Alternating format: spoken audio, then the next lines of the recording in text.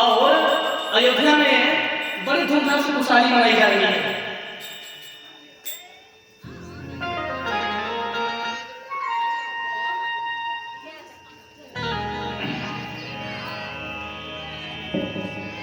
दशरथ जी को पता चला कि मेरे एक नहीं चार पुत्र हुए हैं।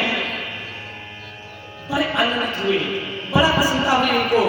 सोचिए, जिस दशरथ को चौथे पन में पुत्र नहीं हुआ, अग्निदेव के आशीर्वाद से, पूज्य गुरु वशिष्ठ और गुरु श्रृंगी ऋषि के आशीर्वाद से उन्हें चार पुत्रों की प्राप्ति हुई।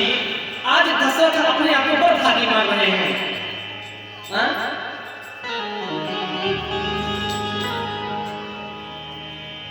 हो राम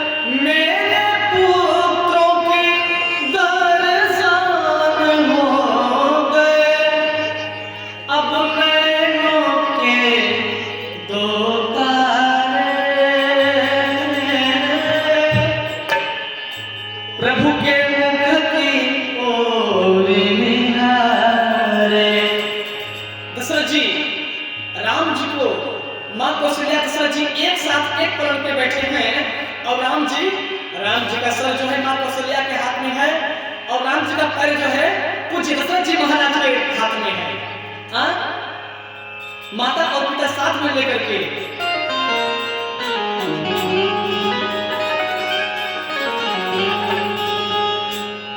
प्रभु कुछ समय बाद जब 5 से 10 साल के बीच में हुए थे राघव, सोने का पायल उनके पैर में कौशल्या मैया बांधी थी। सोने का पैजनी, करधनी, पैर में पैजनी, हाथ में और राम जी जब चलते थे ना, नन्हे नन्हे पैर जब अवध की गलियों में चलता था, मानो देवी देवता उस दृश्य को देख करके अपने आप को धन्य बना रहे हैं कि धन्य हो गए राम जी, आज मेरे परमात्मा बाल रूप में अयोध्या की गली गली में कूद रहे हैं। कौशल्या मां जब जब बोलाई, ठुमकी ठुमकी प्रभु चल ही पराए। कौशल्या मां बोलती है, अरे राम लल्ला, अरे इधर आओ। प्रभु जी बड़े मीठी सी प्यारी सी किलकारी मारते हैं और किलकारी मार के मां कौशल्या की तरफ देख करके फिर आगे की ओर भागते रहते हैं।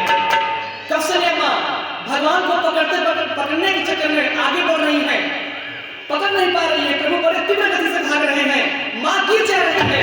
प्रभु जब देखे कि मां गिर गई, फिर लौट करके मां की तरफ आए। जैसे ही मां फिर उठी पकड़ने के लिए, फिर प्रभु पड़ा गए। उनकी चलत रामचंद्र बाजत पैजनिया, ठुमक चलत रामचंद्र बाजत पैजनिया, ठुमक चलत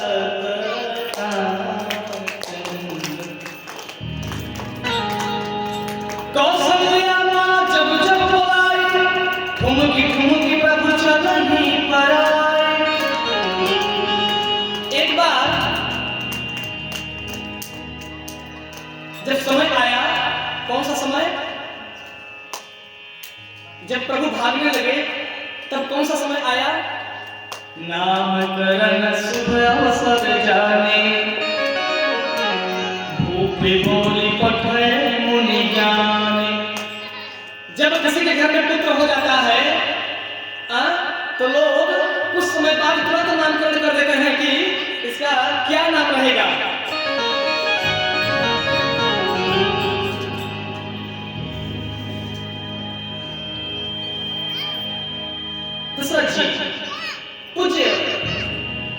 हनुमान के यहाँ गए।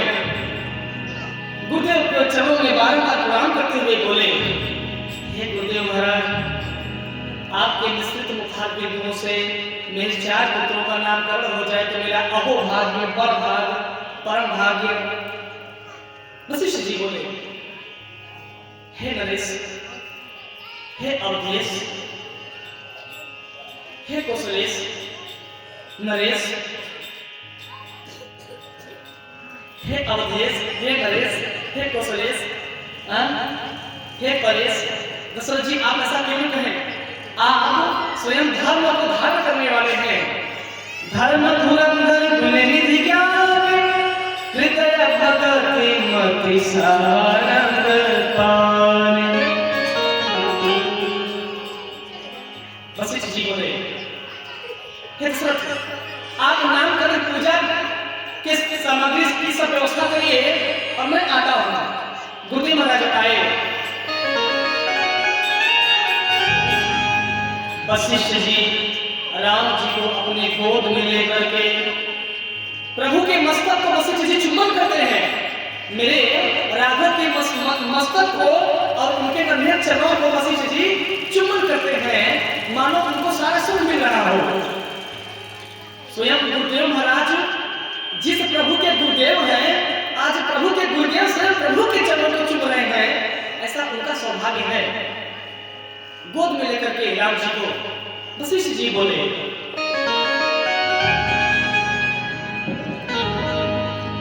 इनके नाम अनेक अनुभव,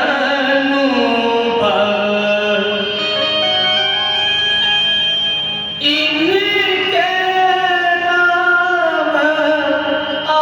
अनेक अनुभव, मैं नीप कहाँ सुमति अनुरूपा।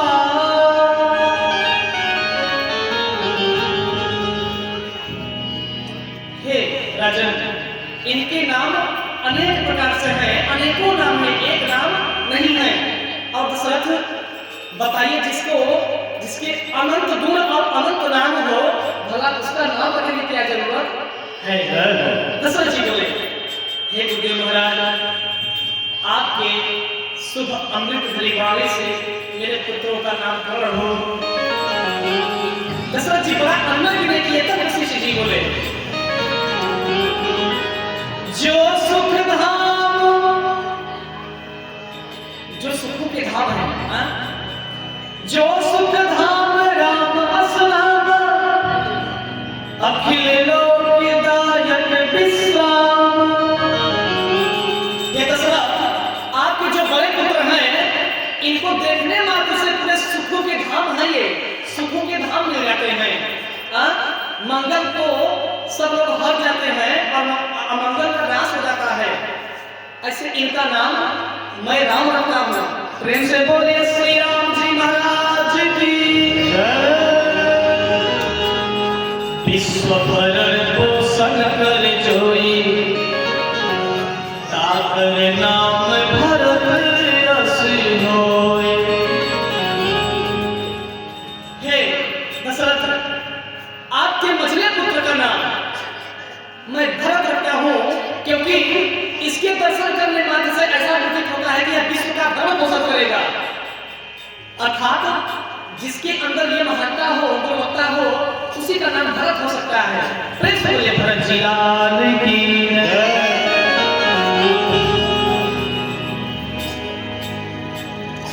जाके सुमिरन तेज गुनासा, नाम शत्रुघ्न वेद प्रकाशा। हे दशरथ, हे राजन, जिनके मात्र सुमिरन करने से शत्रुओं का नाश हो जाता है, उनकी विलय हो जाए, ऐसे आपके सजले पुत्र का नाम मैं शत्रुघ्न नाम रखता हूँ। प्रेम से बोलिए शत्रुघ्न लाल की जय। लक्षण धाम राम गुण सकल जगत आधार,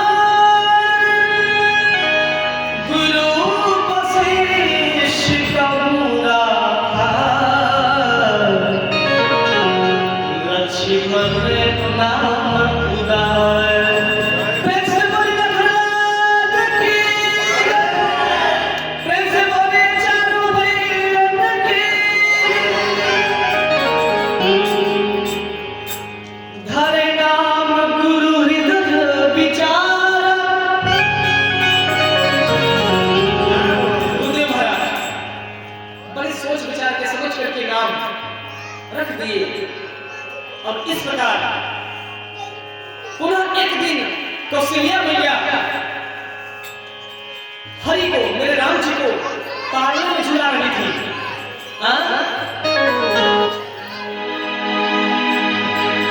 कौशल्या हरि पालने झुलावे,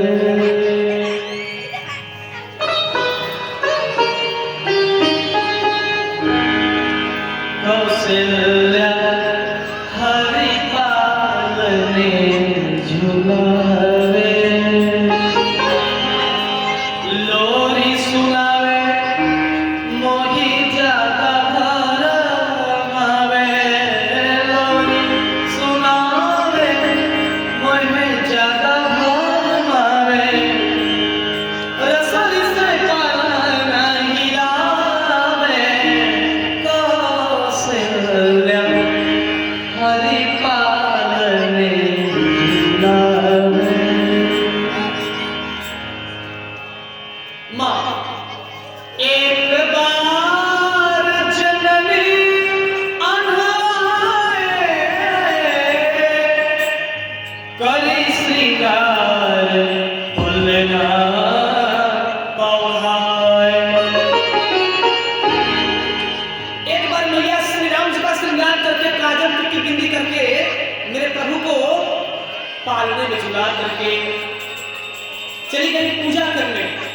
जहां पर मां कौशल्या पूजा करने गई, वहीं पे मां कौशल्या देखी कि जहां पे पूजा कर रही है वहां पे भी वही राम आ गए और वही राम पालने में भी हैं। जब कौशल्या मां दो जगह एक राम को देखी तो यहाँ पर स्वामी जी संकेत किए,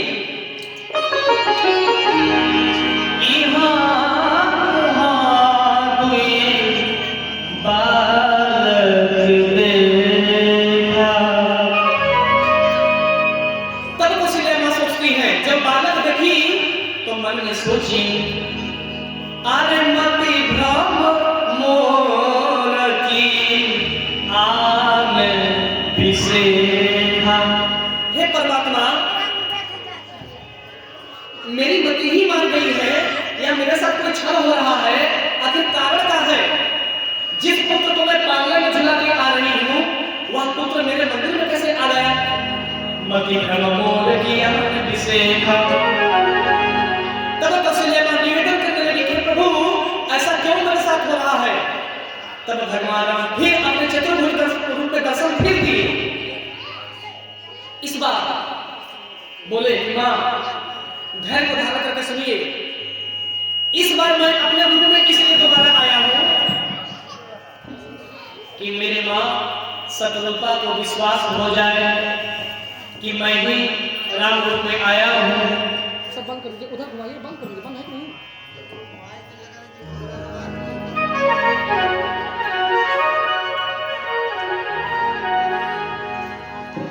हरिओम। इस प्रकार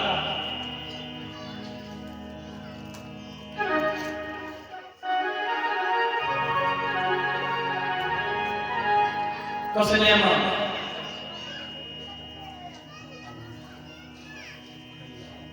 जब प्रभु के चतुर्भुज रूप का दर्शन करती हैं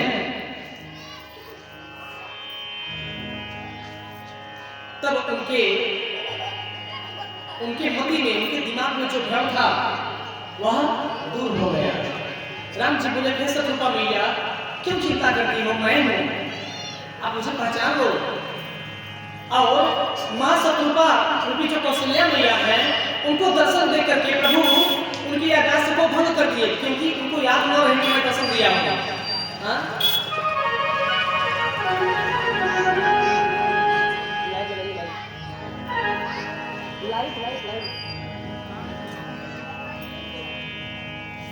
कछुक दिवस बीते भांति। इसी प्रकार अयोध्या की कड़कड़ में, अयोध्या की गली में मेरे राम जी नन्हे नन्हे पैरों से किलकारियां मारते हुए कुछ दिन बड़े प्रेम से विचरते हुए अपने जीवन को यापन किए।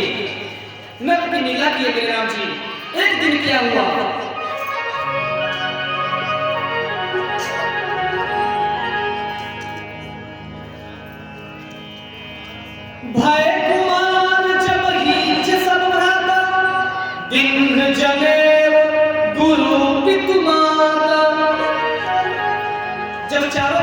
सयाने हो गए, भ्राता यानी कि किशोरावस्था में आ गए, तब माता पिता क्या किए? जनेऊ दे दिए, उनको यज्ञोपवीत संस्कार कर दिए।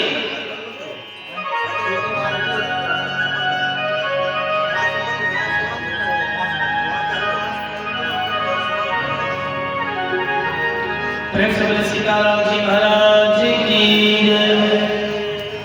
इस प्रकार चूड़ामणि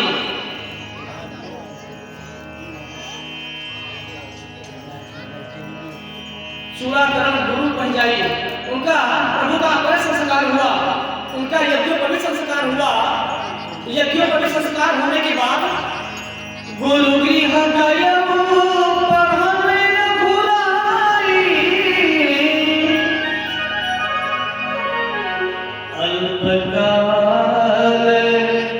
विद्या सब पाए। कुछ विद्वान चौपाई बोलते हैं अल्पकाल विद्या सब आई, कुछ विद्वान अल्पकाल विद्या सब पाई यानी पा गए। अल्पकाल में ही मेरे राघव सब प्रकार से सब विद्याएं पा गए। यदि ऐसा देखा जाए तो अल्पकाल में ही सारी विद्याएं आ गई मेरे राघव को, किसी चीज को जानने की जरूरत नहीं रही।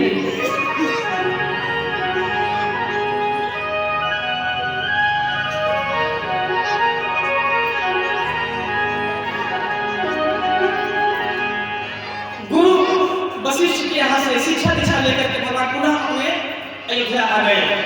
इधर शिव जी पार्वती मैया से बोलते हैं क्या?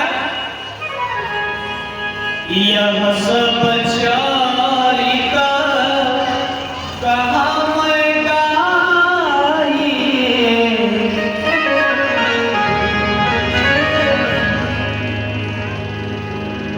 बाल चरित हरि बहुविध कीन्हा,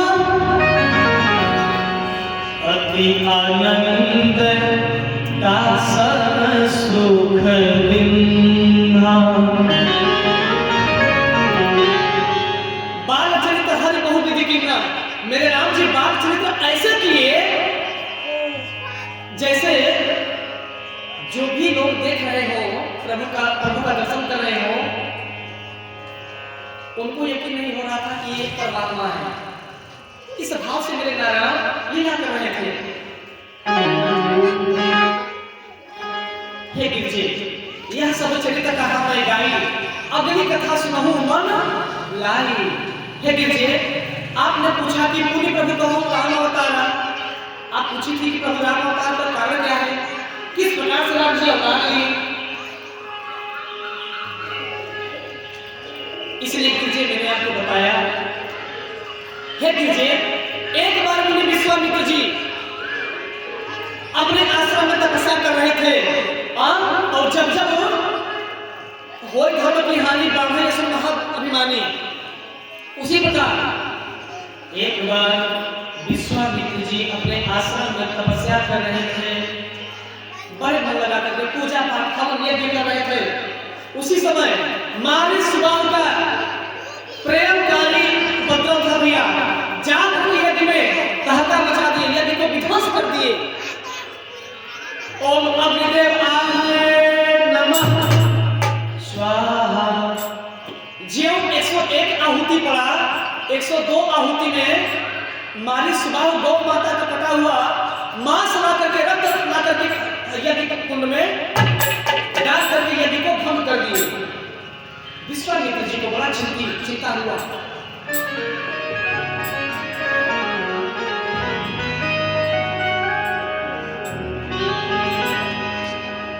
जह जपता जोग मुनि करोहि, अति मारीच सुबाहुदर। जहां तक विश्वामित्र जी यज्ञ करते, मारी सुबाह आकर के यज्ञ को विध्वंस कर देते। विश्वामित्र जी अपने सभी चेलाओं को आश्रम में भेज दिए और कुछ क्षण के लिए समाधि पर बैठ गए। समाधि में बैठ करके अपने दिव्य दृष्टि से देखा, तब मुनिवर मन कीन्ह विचारा, प्रभु अब तेरे मुँह हर नहीं धारा। विश्वामित्र जी अपने इस आत्मा को परमात्मा के तार में कनेक्शन करके जोड़ करके रोक करके बोले, राम, हे प्रभु, तुमसे तो कभी ब्राह्मणों का अनहित नहीं देखा जाता। तुम्हारे पूजा में कोई भक्तों को तुम्हें सताए तुम नहीं देख पाते। हे राम, फिर आज तुम्हारा पत्थर का कलेजा कैसे हो गया? कहां सोए हो? हे राम, क्षीर सागर त्यागो, रक्षा करो नाथ, हमारे आत्मसम्मान स्वाभिमान की लाश जा रही है। हे नाथ, मैं यज्ञ होम जब जब करता हूँ, दुख निश्चर हमको देते हैं। हे राम, जब जब यज्ञ होम करता हूँ मैं, निश्चय पापी अपार दुख देते हैं। अच्छा, आप समझिएगा, दर्शन करिएगा, ये पूजा पाठ यज्ञ में भंग मतलब क्या है? अब जैसे मैं कथा कह रहा हूँ, यह एक टोकरा यज्ञ ही हो रहा है। क्या है? यज्ञ हो रहा है। अब इस कथा में कोई आ करके उत्पात मचा दे तथा एक दूसरे का ध्यान भंग कर दे। तपस्या मतलब क्या? मारी सुबह जैसे ही हड्डी मांस डाल देता, उन लोगों का ध्यान उसके ऊपर चला जाता, भगवान से ध्यान हट जाता, वही सबसे बड़ा पाप है। सोचिए, राम कथा में या यज्ञ में जो भी मारी सुबाहु का काम करेंगे, राम जी कभी से बात कैसे करेंगे भाई? कभी नहीं करेंगे। ये यज्ञ है, ये यज्ञ नहीं भैया, महायज्ञ है, महायज्ञ है ये। कई लोगों के पुष्प लोग मर जाते हैं, कला नहीं पाते, सब विसर्जन नहीं हो पाएगा। जो अपने रघु के वंश को गंगा मैया का ठीक बना करके करवा देगा। इसी प्रकार विश्वामित्र जी बोले, राम, क्षीर सैया त्यागो, बहुत कुछ में से चरण छुटवा लिए। है नाथ, अब आ जाओ, तुम्हें ब्राह्मणों की जरूरत है, तुम्हें गौ माता पर अत्याचार हो रहा है। हे राम, तुम ब्राह्मणों की, संतों की, नारी की और देवताओं की, साधुओं की मर्यादा बचाने के लिए आओ नाथ। तब मुनिवर मन कीन्ह विचार, प्रभु अवतारी भगवान माहे आधार।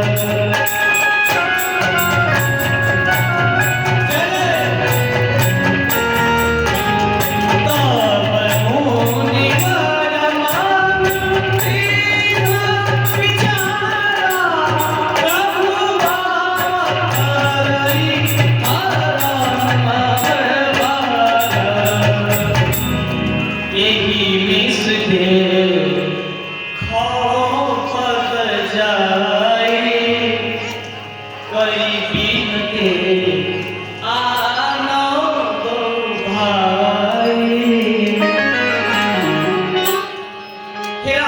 यदि तुम अवतार ले लिए हो तो मुझे ध्यान दो, कहां अवतार लिए हो? तब मन में विचार किए, बोले, ओ, हम सभी की रक्षा के लिए, ब्राह्मणों की लाज बचाने के लिए, गौ माता का आत्मान सम्मान बचाने के लिए, साधुओं का, संतों का स्वाभिमान बचाने के लिए मेरे राघव अयोध्या में आ चुके हैं। मेरे राम अयोध्या में आ गए हैं। मैं तो वेद में भगवान को दोष दे रहा हूं, मेरे प्रभु अयोध्या में अवतरित हो चुके हैं। मन में सोच रहे हैं कि उनका इसी बहाने यदि मैं अयोध्या चलूंगा तो राम जी का दर्शन करके अपने इस पापी शरीर को सौभाग्यशाली बनाऊंगा। बहुविधि करते मनोरथ, जात लागी नहीं पार,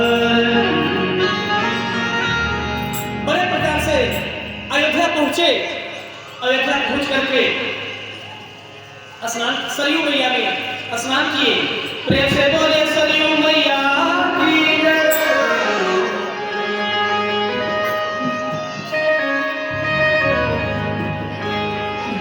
जय हो सरयू महारानी, जय हो सरयू महारानी, तोहार बड़ी निर्मल पानी। जय हो सरयू महारानी, तोहार बड़ी निर्मल पानी।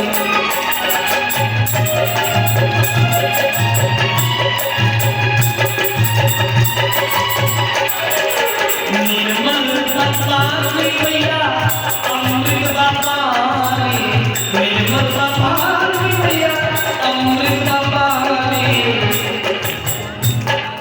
सुनकर गौआ के तारा तो जाने, यहाँ के गौन को तारा तो जाने। निर्मल पानी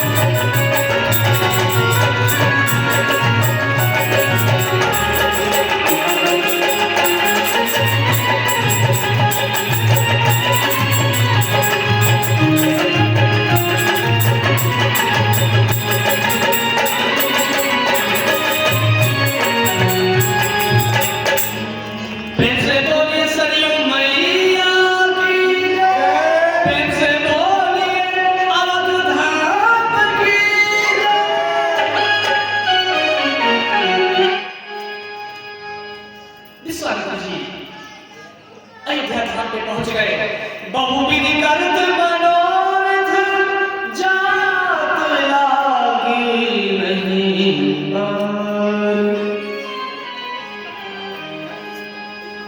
कलिमचन सरयो जल, गए भूप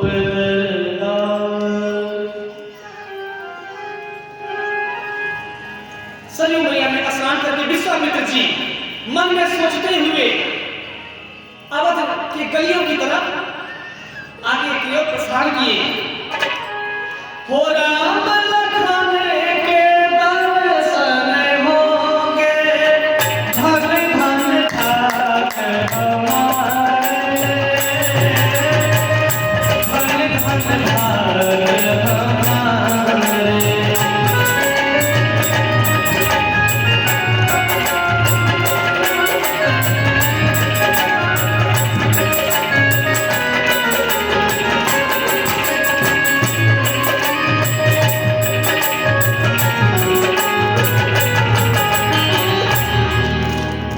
श्री राम आय तुभ्यं नमामि, जगदीश्वराय तुभ्यं नमामि, नारायणाय तुभ्यं नमामि, लक्ष्मी लक्ष्मीकांत तुभ्यं नमामि।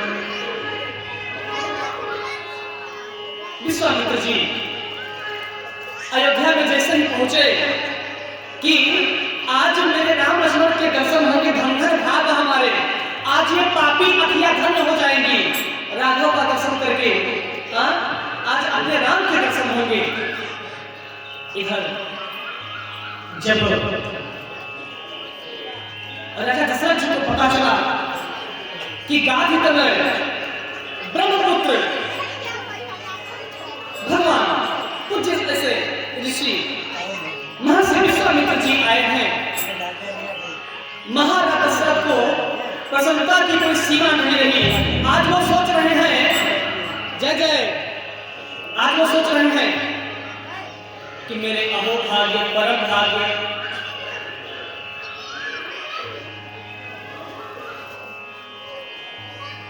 दशरथ जी मन में सोच रहे हैं कि जिसके दरवाजे पर, जिस अभागे दशरथ के चौकट पे ऐसे पूज्य दिव्य संतों का और ब्राह्मणों का आगमन हो जाए, तो भैया दशरथ के लिए तीनों लोगों में किसी सुखों से कम बात नहीं है। दशरथ जी अपने आप को परम बड़भागी मानते हैं, परम सौभाग्यशाली मानते हैं। आज दशरथ जी जैसा कोई दिव्य आत्मा, धर्मात्मा और कोई दूसरा नहीं है। अपने आप को दशरथ जी गौरवान्वित महसूस करते हैं।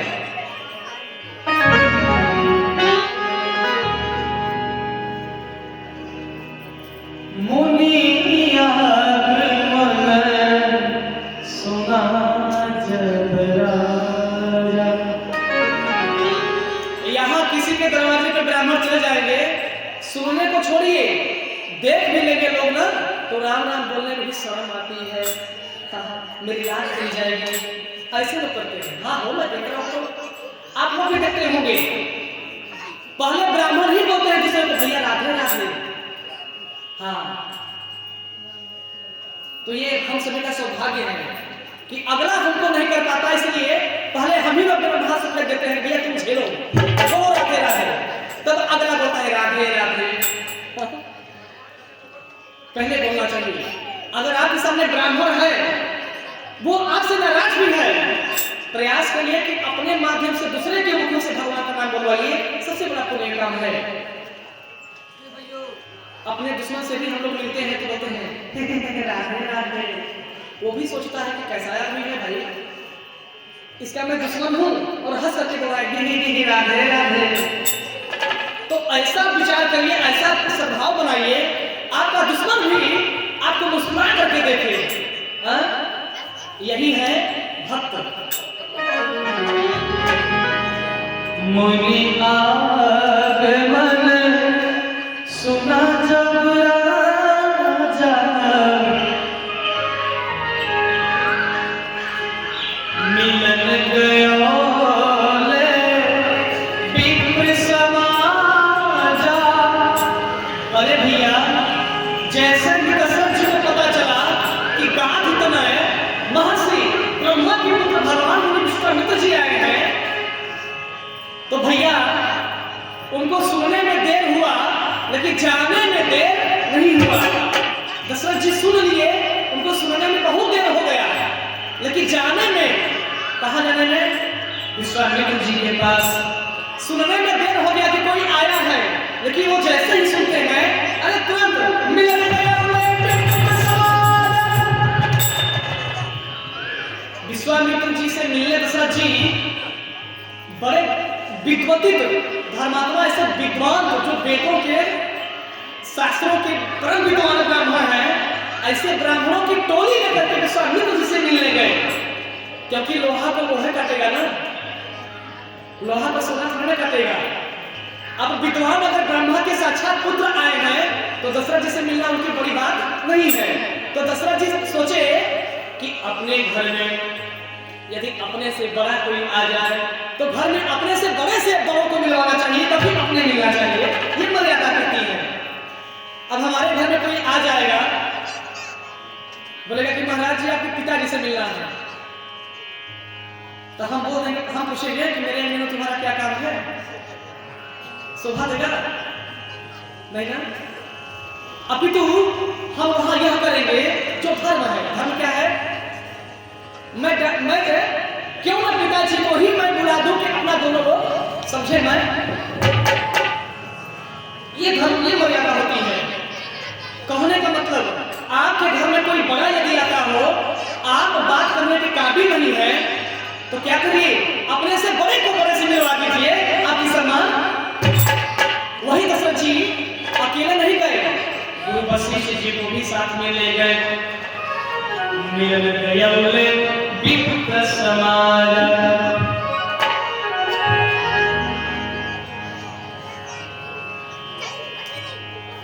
इधर जैसे ही मुनि विश्वामित्र जी के निकट पहुंचे दशरथ जी, तब क्या किए? करी दंडवत मुनि निज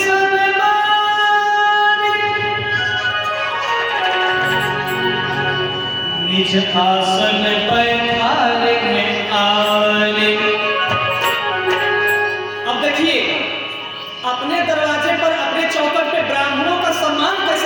करना चाहिए। सभी लोग ध्यान से श्रवण करिए। जैसे दशरथ जी ब्राह्मणों की सेवा किए, दशरथ जी सेवा कैसे कर रहे हैं?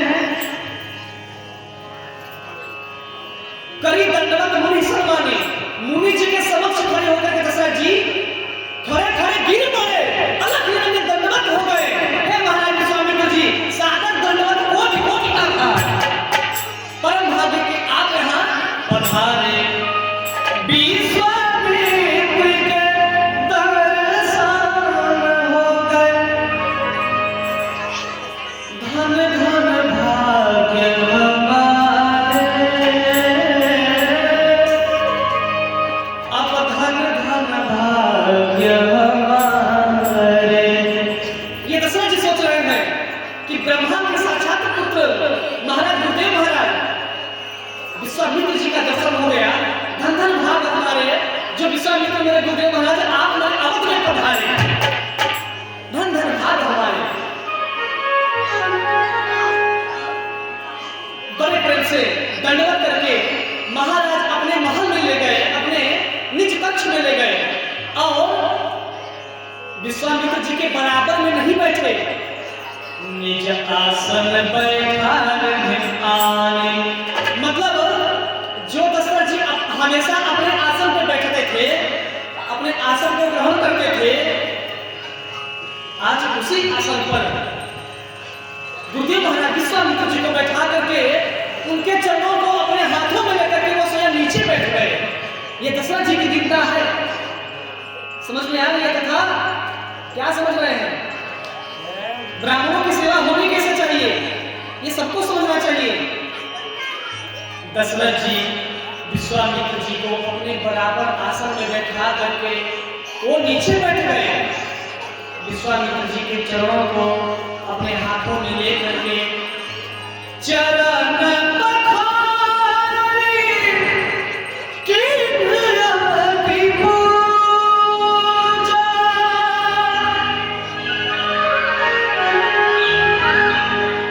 कि चरण पखारी किन्हरति पूजा। दशरथ जी ने मुनि विश्वामित्र जी के चरणों को पखार करके उनकी पूजा किए, उनके चरणामृत को उन्होंने पान किया। भैया सोचिए, ब्राह्मणों का सम्मान सब नहीं कर सकता, सबके अंदर बात भी नहीं, लेकिन दशरथ जी हैं कौन? धर्म धुरम धर कुल निधि ज्ञाने, हृदय भगति मति सारंग पावे। दशरथ जी धर्म को धारण करने वाले, धर्म की नीतियों को समझने वाले, मानने और जानने वाले हैं। सब दशरथ जी नहीं हो सकता और सब महिमान विश्वामित्र भी नहीं हो सकता।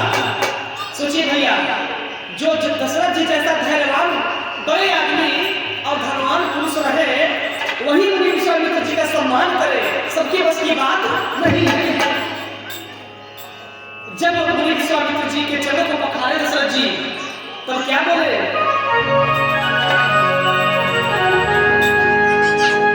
चरण पखार किन्हरति पूजा, चरणों को पखार करके पूजा किए विश्वामित्र जी का। और मौसम आज कोई भंग नहीं दूजा। आज दशरथ जी अपने आप को बड़े भाग्यशाली मानते हैं। सोचिए कैसे? उनको लगा कि साक्षात नारायण ही मेरे चौखट पे आ गए।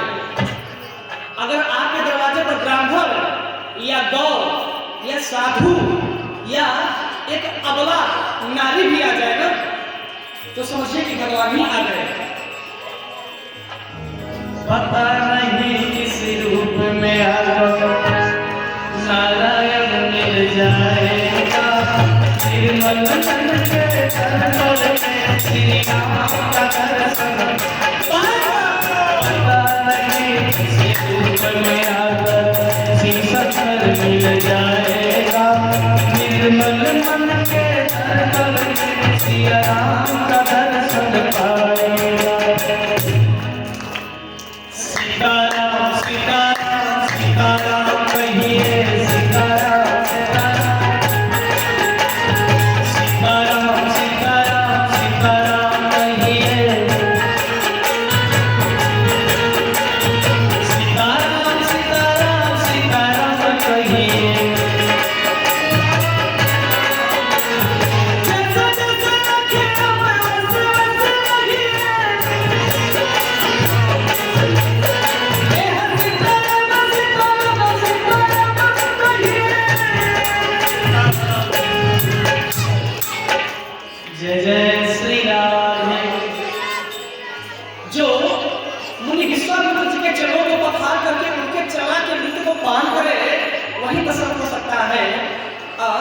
वही राम जी के पिता भी हो सकते हैं। वैसे व्यक्ति को भी भगवान अपना पिता बनाया। हाँ?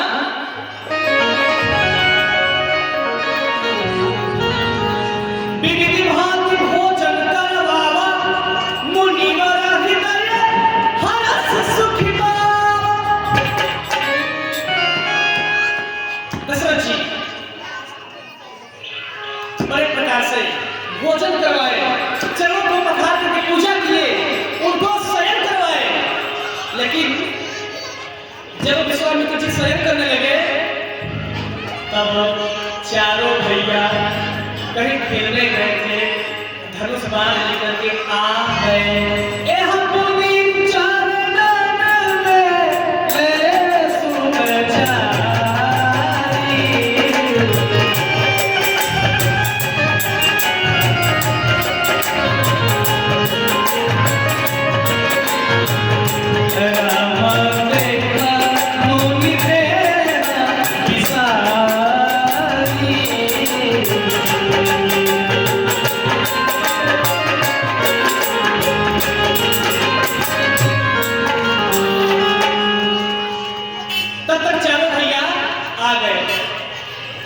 अब देखिए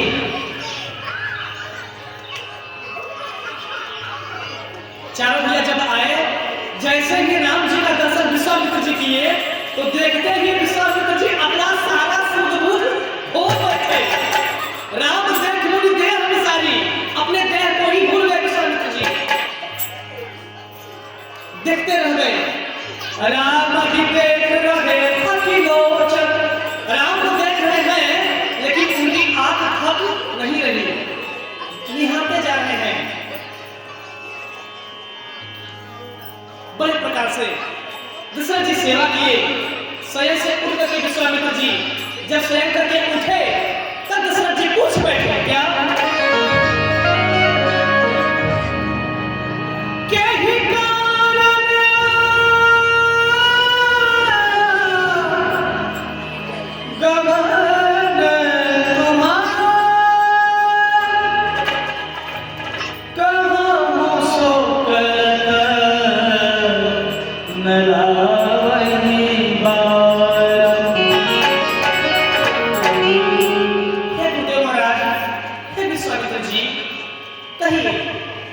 आपका किस अभिप्राय से आगमन हुआ?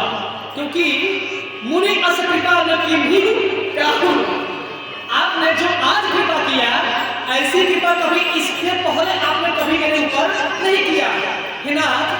इस अभागे दशरथ को ही बुला लिए होते, आप आने का कष्ट क्यों किए? हे महाराज कहिए किस कारण से, किस उद्देश्य से, किस अभिप्राय से आपका आगमन हुआ? हे गुरुदेव आपको कहने में देर है, इस आपके दास दशरथ को करने में देर नहीं है। तब विश्वामित्र जी बोले, असुर समूह सतावहि मोहि, मैं जाचन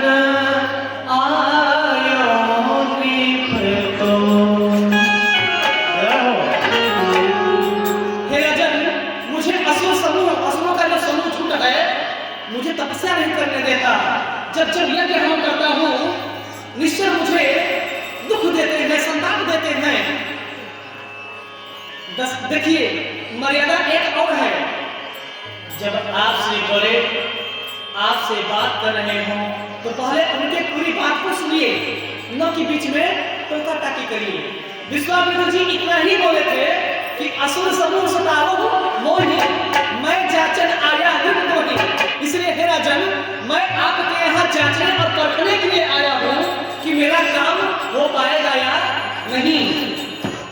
तब दशरथ जी बोले, अरे गुरुदेव मैं हूं ना, आप चिंता क्यों करते हैं, चलिए मैं चलता हूँ। विश्वामित्र जी बोले, आपके बस की बात नहीं है। दशरथ जी जब बोले हे महाराज चलिए मैं चलने के लिए तैयार हूं, तो दशरथ जी बोले नहीं नहीं नहीं आपको नहीं जाना है, आप सेवा नहीं पाएगा। आपसे वह काम हो भी नहीं पाएगा। वह काम आपके दोनों सुपुत्र करेंगे। बोले हाँ हाँ, कौन कौन? दशरथ जी पूछे कौन सुपुत्र गुरुदेव? तब बोले अनुज समेत देहु रघुनाथा। अच्छा, अनुज समेत देहु रघुनाथा। अनुज मतलब कौन भाई? एक तो रघुनाथ राम जी हो गए, समझिए, एक तो राम जी हो गए और एक अनुज को किसको मांग रहे हैं विश्वामित्र जी? हाँ क्या बाबूजी? लक्ष्मण को। अच्छा, लक्ष्मण जी को ही क्यों मांगे? भरत जी को शत्रुघ्न को क्यों नहीं मांग लिए? यहाँ बात फंस रही है। हाँ भाई, अच्छी बात है।